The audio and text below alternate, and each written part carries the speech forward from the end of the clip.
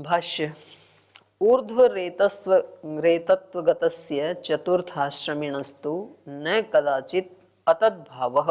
अतद्भाव कोई कहा तद्वर्जनम ततो अवरोहणम न भवेत्। ये जो ऊर्ध्व रेतत्व को प्राप्त हो गया अर्थात चतुर्थाश्रमी अर्थात सन्यासी, न कदाचित अतद्भाव, वो कभी भी उससे वापस नहीं आ सकता है, माने शास्त्र उसकी अनुमति नहीं देता। उसके लिए कह रहा है तद्वर्जनम तत् अवरोहणम न भवेत्, उसका अवरोहण या उसका वर्जन ये नहीं हो सकता है। जैमिने अपि इति जैमिनेरपि मतम अस्ति, ये जैमिनी जी का भी मत है। नियमात् अतद्रूप भावेभ्यः, कह रहे हैं नियमस्य ऊर्ध्वरेतस्त्वगतः आश्रम नियमस्य अतद्रूप त्यागः तत्संबंधी अभाव प्रदर्शक वचनेभ्य सिद्ध्यति। उसके लिए कह रहे हैं नियमस्य ऊर्ध्वरेतस्वतु गता, जो ऊर्ध्वरेतत्व को प्राप्त हो गया उसके लिए ये नियम है। आश्रम नियमस्य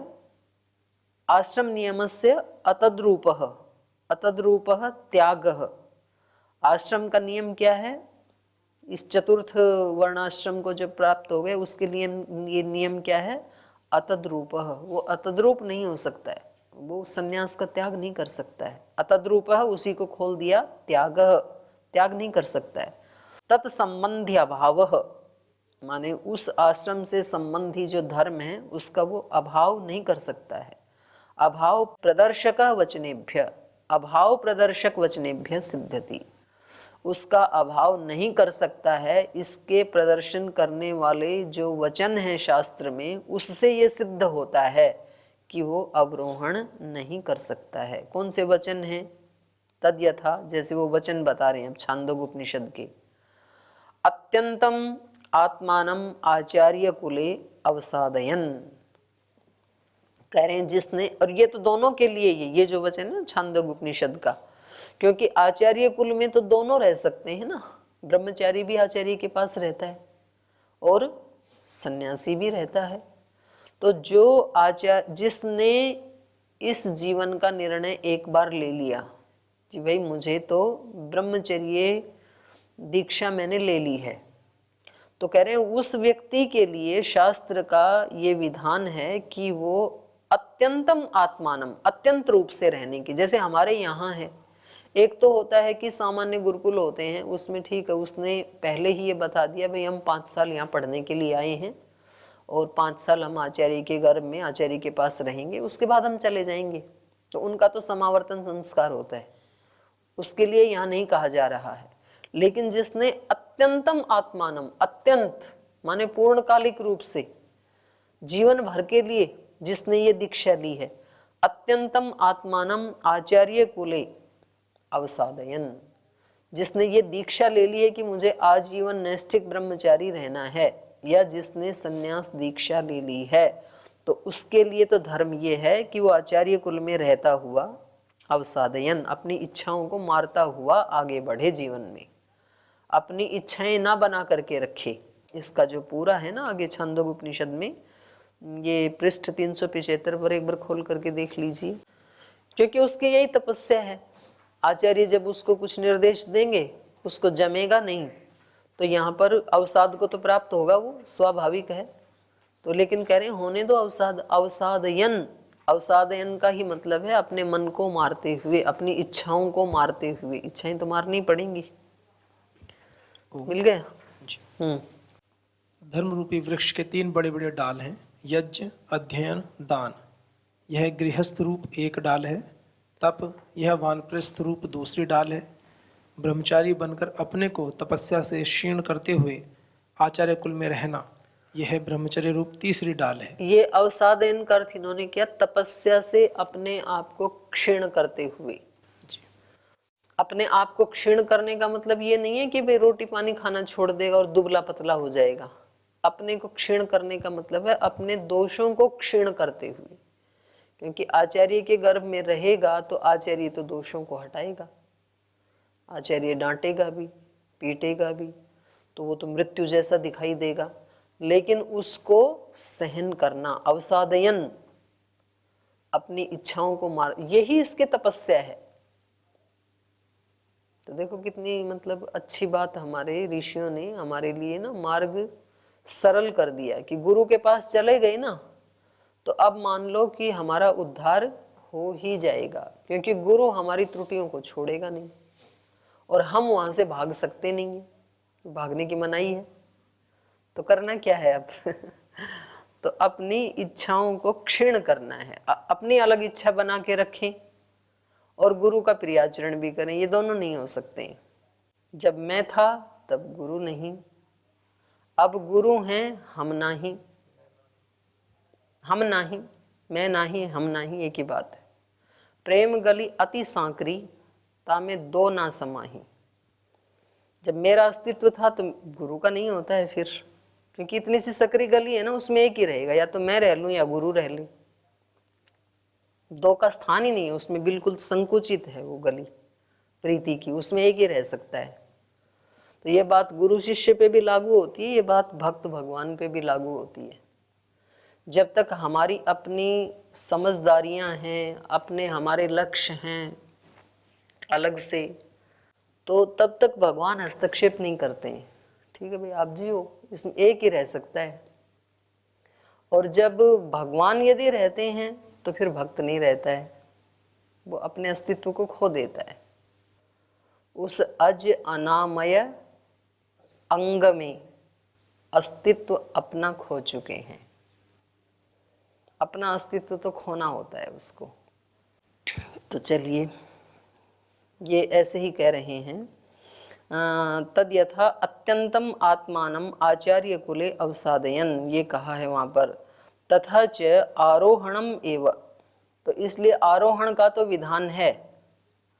एक बार जिसने ये दीक्षा ली कि मैं या तो सन्यासी बनूंगा या तो ब्रह्मचारी रहूंगा, तो उसको फिर अब उस गुरु के पास से बाहर जाने की अनुमति नहीं है। तो यहाँ के तो सब ब्रह्मचारियों को सुनाना चाहिए ये वचन, क्योंकि यहाँ तो सारे वही है ना नैष्ठिक है ना। अत्यंतम आत्मानम आचार्य कुले अवसादयन तथा च आरोहणम एव प्रतिपाद्यते शास्त्रेषु, और कह रहे हैं दूसरे शास्त्रों में भी केवल इस मनुष्य के आरोहण का तो क्रम है, न कुत्रचित अपि अवरोहणम, लेकिन कहीं भी अवरोहण की चर्चा नहीं है। आरोहण का तो जैसे ये जाबाल उपनिषद का दे रहे हैं, ब्रह्मचर्यम समाप्य गृही भवेत, गृही भूत्वा वनी भवेत, वनी भूत्वा प्रव्रजेत। तो ये तो आरोहण है ना, एक आश्रम से दूसरे आश्रम में। लेकिन प्रवृज्या से कोई वनी हो जाए या वनी से कोई गृहस्थ में आए, ऐसा विधान नहीं है। तो ऐसा विधान इसलिए भी नहीं है कि पहली बात 99.99 उसमें चांस नहीं होता है या नहीं होना चाहिए।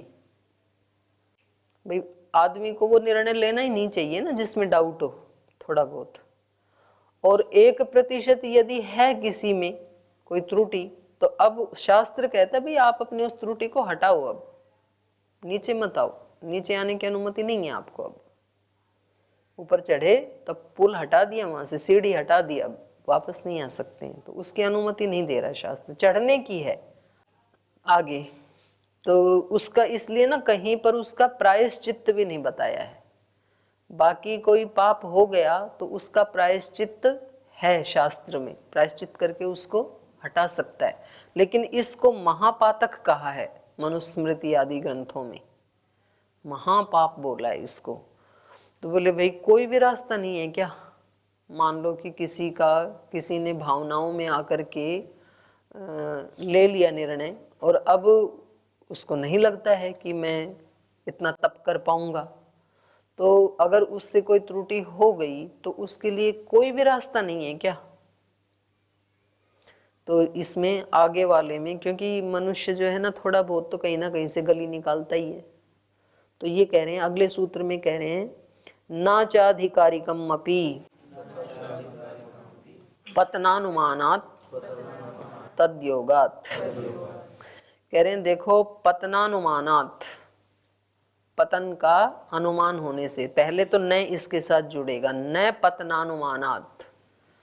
विधान इसलिए नहीं किया ऋषियों ने कि पतन का अनुमान ही नहीं था, कि भाई जो एक बार जिसने इतना बड़ा निर्णय ले लिया, जो सन्यासी हो गया, जो ऊर्ध्वरेता हो गया, तो न पतनानुमानात, पतन का अनुमान ही नहीं है। उनको ये लगा ही नहीं कि किसी का पतन होगा तो उसके लिए फिर क्या प्रायश्चित्त होना चाहिए, तो विधान भी नहीं किया। और दूसरा है इसका अर्थ पतनानुमानात, मान लो कहीं पतन का अनुमान हुआ भी तो न च आधिकारिकम अपि, माने कोई भी प्रायश्चित्त वहां पर निर्णीत नहीं किया गया। क्यों?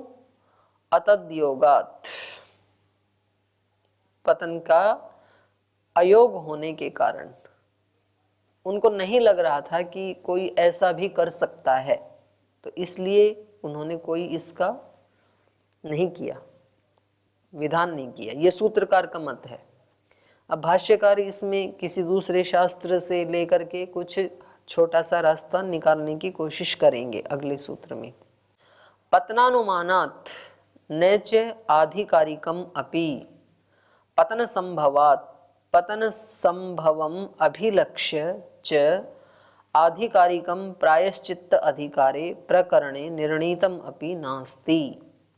कह रहे हैं जहाँ पतन की संभावनाएं हो सकती हैं, जो ऐसे प्रकरण हैं कि भाई कोई व्यक्ति वानप्रस्थ से, गृहस्थ से, ब्रह्मचर्य से किसी का पतन हो जाए तो उसके लिए क्या प्रायश्चित्त है, तो ऐसा जो प्रकरण है शास्त्र का, उसका कह रहे हैं पतन संभवात पतन संभवम अभिलक्ष्य, पतन की संभावनाओं को अभिलक्ष्य करके, लक्ष्य करके, आधिकारिकम च, आधिकारिकम माने प्रायश्चित्त अधिकारी, जो प्रायश्चित्त का अधिकारी है, कि भाई पतन हो गया और फिर वो प्रायश्चित्त कर ले तो प्रायश्चित्त का अधिकारी है। तो उस प्रकरण में प्रायश्चित्ताधिकारी प्रकरणी निर्णीतम अपि नास्ति, सन्यासी के लिए कुछ कहा ही नहीं है प्रायश्चित्त के बारे में। बाकी तीन के लिए तो निर्णीत है, निर्णय दिए हैं वहां पर तो, पर यहाँ पर इस प्रकरण में निर्णीतम अपि नास्ति। यदस्य इदम प्रायश्चित्तम, ये नहीं कहा कि इस सन्यासी के लिए ये प्रायश्चित्त है, कहा ही नहीं। कुतः, क्यों नहीं कहा? तद अयोगात्, तस्य अधिकार अयोगात्, उसका अधिकार ही नहीं है कि वो वहां से नीचे आए, ये अधिकार नहीं देता शास्त्र उसको। क्यों? क्योंकि ये तो मतलब सबसे ऊंची बात हो गई ना वर्णाश्रम धर्म में, और सबसे ऊपर जो व्यक्ति चला गया उसको कोई भी त्रुटि करने का अधिकार शास्त्र नहीं देता है।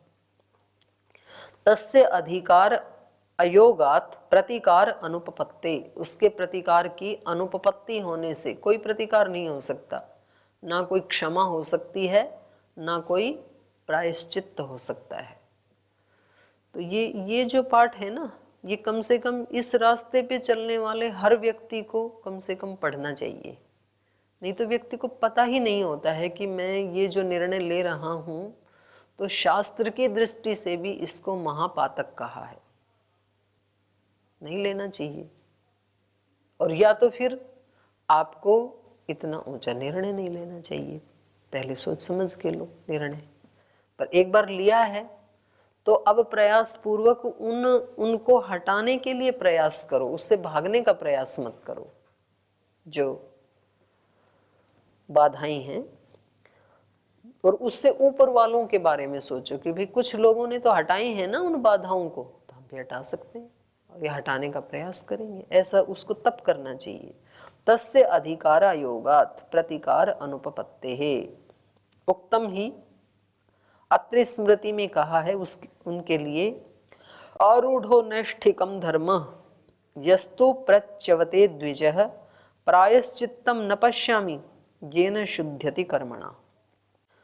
ये अत्रि स्मृति में कहा है, जो नैष्ठिकम धर्मम आरूढ़, एक बार नैष्ठिक धर्म में जो आरूढ़ हो गया, यस्तु नैष्ठिकम धर्मम आरूढ़, और यस्तु प्रच्यवते द्विजः, एक बार किसी नैष्ठिक धर्म में आरूढ़ होकर के और फिर वहां से यदि वो गिरता है, वहां से च्युत होता है, प्रायश्चित्तम न पश्यामि, ऐसा कोई मैं प्रायश्चित्त उनके लिए नहीं देख पा रहा हूँ। येन कर्मणा शुद्धति, कि जिस प्रायश्चित्त कर्म को करके वो शुद्ध हो सके, ऐसा कोई कर्म है नहीं, कोई प्रायश्चित्त नहीं है उसके लिए।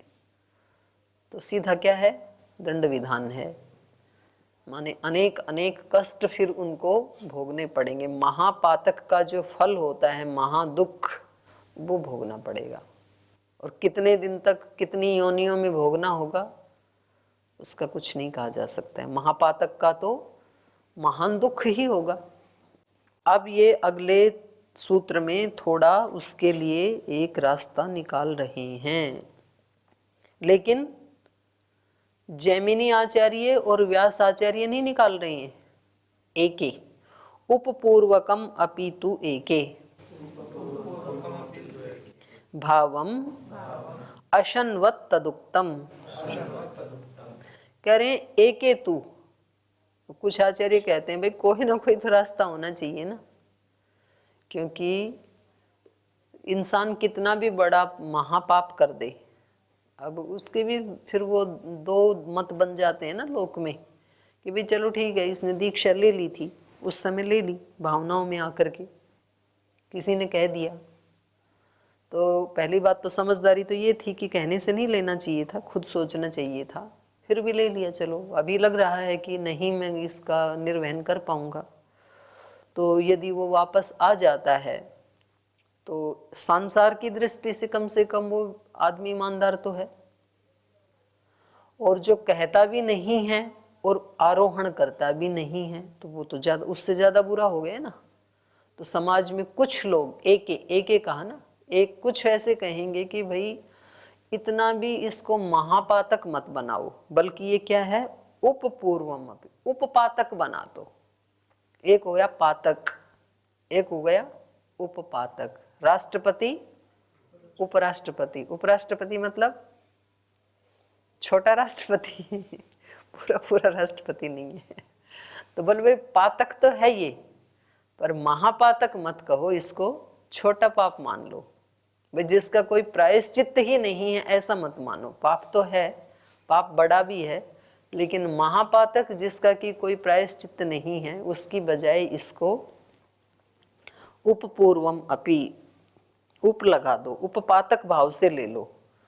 तो फिर भावम अनश्नवत तदुक्तम, जैसे ये कि जैसे कोई अभक्ष चीज को खा ले, जहर आदि को खा ले, तो फिर क्या करना चाहिए, तो उसका ये है ना, उल्टी आदि करे फिर, तो वो है, उसको कह रहे हैं ये, उसका प्रायश्चित्त कर लेना चाहिए अभक्ष भोजन के समान। तो भाष्य देखिए, अपितु केचित् आचार्याः तद्भूतस्य ऊर्ध्वरेतः रेतस्तु गतस्य आश्रमिणः, जो ऊर्ध्वरेतस्व को प्राप्त हो गए थे, चतुर्थ आश्रम के आश्रमी, पतनम उपपातकम, उनके पतन को वो कहते हैं उपपातक मान लो। पतनम उपपातकम न तो महापातकम, महापातक मत मानो कि भाई जिसका कोई प्रायश्चित्त ही नहीं है, जिसका कोई उपाय ही नहीं है, उसकी बजाय उसको फिर भी इंसान है तो वो दंड तो मिलेगा उसको, लेकिन थोड़ा सा महापातक से एक श्रेणी नीचे ले आओ। तथा च तस्य प्रायश्चित्त भावम, और उसका प्रायश्चित्त भाव ऐसे ही बना लो जैसे कि अशनवत भोजनवत मन्यन्ते, जो अशनवत भोजन वत मन्यन्ते। अशन भोजनवत, अशन भोजन माने जो नहीं खाना चाहिए, जो अभक्ष भोजन था उसके समान मानते हैं कुछ आचार्य। तत् उक्तम, तो उसके बारे में कहा तच्च प्रायश्चित्तम उक्तम। तो वो जो एक शाखा वाले कुछ ऐसे आचार्य हैं, वो उसका प्रायश्चित्त भी बता रहे हैं। तो समाज में सब तरह के लोग ये होते हैं, कुछ कहेंगे कि भाई ठीक है, ये वहाँ से आ भी गया तो ठीक है, जब वहाँ ये किसी भी आश्रम के विहित कर्मों का अनुष्ठान नहीं ही कर पा रहा था, तो उससे अच्छा आ गया वही ठीक है। फिर तो ऐसे भी लोग भी मिल जाएंगे ना, पर उसको फिर भी सम्मान की दृष्टि से तो समाज देखता नहीं है, हे दृष्टि से ही देखेगा, इतना दंड तो मिलेगा उसको। तद यथा अभोज्यम अन्नम न आतव्यम आत्मनः शुद्धिम इच्छता, जैसे कि जो अभक्ष्य भोजन है, अभोज्यम अन्नम न खाने योग्य है, उसको शुद्धिम इच्छता, जो अपनी आत्मा की शुद्धि चाहता है, उसको न आतव्यम नहीं खाना चाहिए अशुद्ध भोजन को। लेकिन अज्ञान भुक्तम तु, लेकिन अज्ञानता से खा लिया जाए, मान लो पता नहीं था लेकिन फिर भी जहर खा लिया, विष के पतीले में दूध उबाल के पी लिया तो विष तो गया ना, अज्ञान पूर्वक चला गया। तो कह रहे हैं अज्ञान भुक्तम तो उत्तार्यम शोध्यम वा अपि आशु शोधनैहि, फिर भी कह रहे हैं यदि अज्ञान से खा लिया तो उसको फिर उत्तार्यम, उत्तार्यम मतलब उसको उतार देना चाहिए, वमन कर देना चाहिए। शोध्यम वा, और या फिर यदि वमन नहीं हो रहा है तो जैसे डॉक्टर के पास ले जाते हैं ना, तो वो मुंह में एक नलकी सी डाल के आमाशय से तुरंत उसका शोधन कर लेते हैं। भाई विष खा लिया तो कम से कम वो आगे आंत आदि में ना जाए, ताकि वो ब्लड आदि में ना फैले, तो उसका शोधन कर देते हैं वो वहीं पर ही। तो बचाना चाहते हैं उसको। तो कह रहे हैं अकामतः कृते पापे, मानो एक तो होता है चाहत करके करे कुटिलता पूर्वक, और एक न चाहता हुआ अज्ञान से कर दे मान लो यदि, तो कह रहे हैं अकामतः कृते पापे प्रायश्चित्तम विदुर्बुधः। तो कुछ विद्वान ऐसा मान रहे हैं कि अज्ञान से यदि कोई पाप हो गया तो उसका तो प्रायश्चित्त होना चाहिए। यद्यपि ये इसका और उसका वो नहीं है, क्योंकि अज्ञान पूर्वक वह उसकी बात यहाँ नहीं चल रही थी, प्रसंग नहीं चल रहा था। यहाँ तो प्रसंग ये था कि ज्ञान पूर्वक जैसे आरोहण होता है वैसे अवरोहण भी हो सकता है या नहीं हो सकता है, ये था प्रसंग। तो इसका तो निर्णय ये है कि कोई भी श्रुति या स्मृति इसकी आज्ञा नहीं देती है अवरोहण की, आरोहण की ही आज्ञा है केवल। और उसमें भी कम से कम चौथे आश्रम वाले के लिए तो बिल्कुल ही अनुमति नहीं है। तो ये इन्होंने मनुस्मृति का श्लोक दिया है, अकामतः कृते पापे प्रायश्चित्तम विदुर्बुधा कामकार कृतेपि आहु एके श्रुति दर्शनात्। तो ये मतलब मनुस्मृति में मनु महाराज ने ये रास्ता निकाला है, दर्शन वाले तो नहीं निकाल रहे हैं।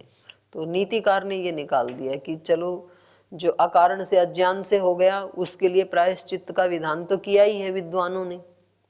अकामतः कृते पापे प्रायश्चित्तम बुधा विदु, विद्वान लोग उनका तो करते हैं, अज्ञान से पाप हो गया उसका तो है ही है प्रायश्चित्त। लेकिन कामकार कृते अपि, लेकिन चाह करके भी ज्ञान पूर्वक भी जान पूछ करके यदि किसी ने पाप कर दिया तो कह रहे हैं एके श्रुति दर्शनात् आहु, उनके लिए भी कुछ लोग कहते हैं कि भाई उनके लिए भी कोई रास्ता निकालो बीच वाला, उनको भी चांस दो।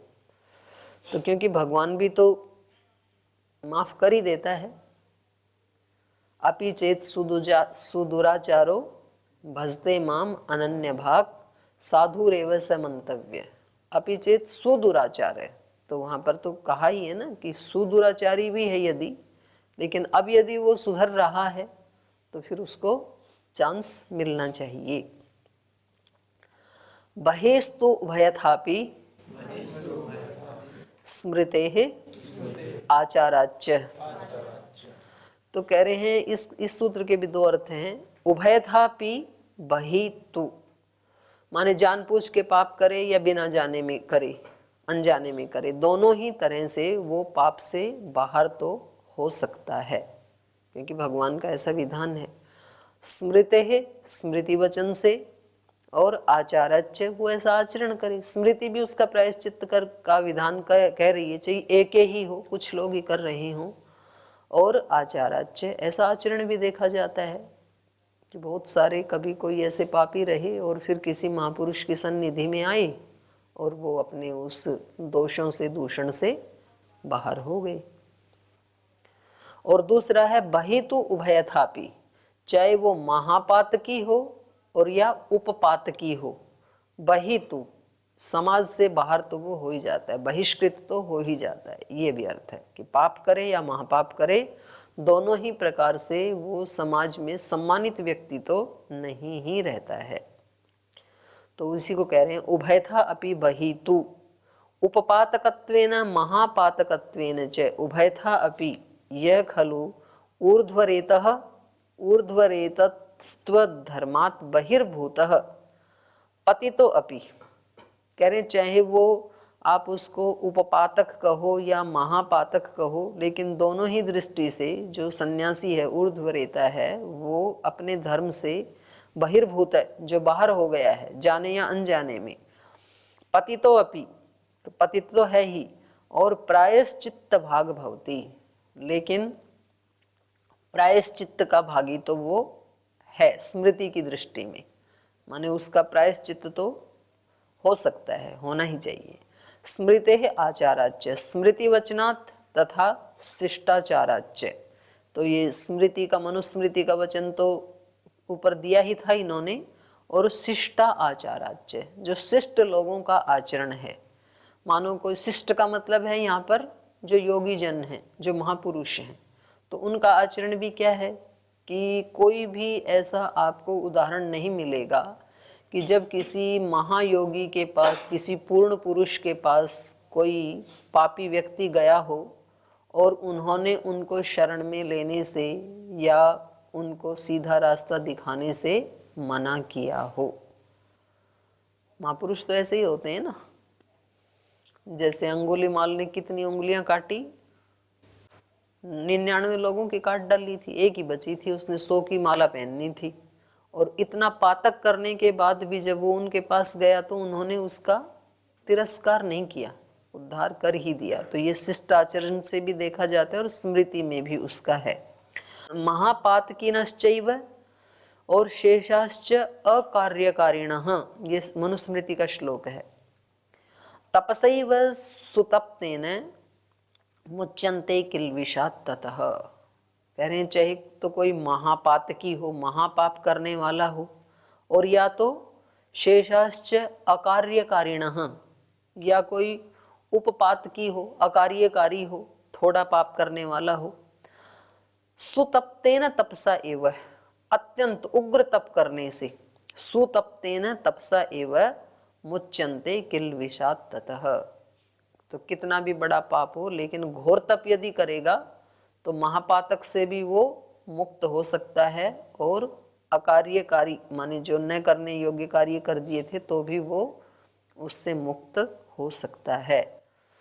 क्योंकि शिष्टाश्च खलु दयावंतो भवन्ति, एक बात तो ये तो दे दी स्मृति की, और जो शिष्टाचाराच्य कहा था तो उसके लिए कह रहे हैं शिष्टाश्च खलु दयावंतो भवन्ति, जो शिष्ट लोग होते हैं वो तो दयावान होते हैं। ते पतितान अपि उद्धरन्ति इति तु प्रसिद्धमेव, वो पतितों का भी उद्धार कर देते हैं, ये तो प्रसिद्ध ही है। तो ये महापुरुष भी ऐसे ही होते हैं और ईश्वर भी ऐसे ही होते हैं।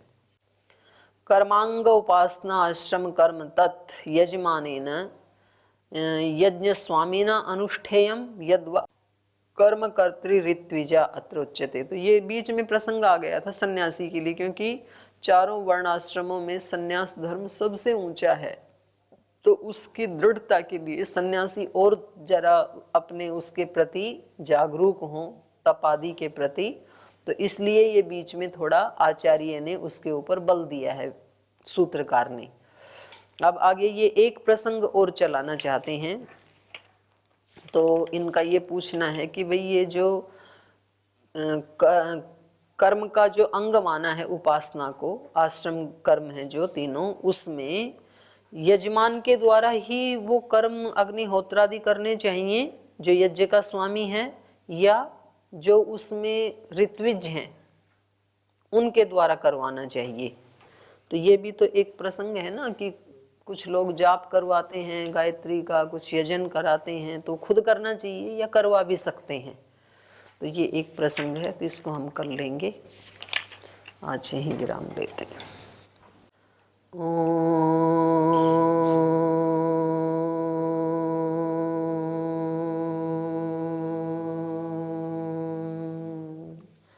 शांति शांति शांति।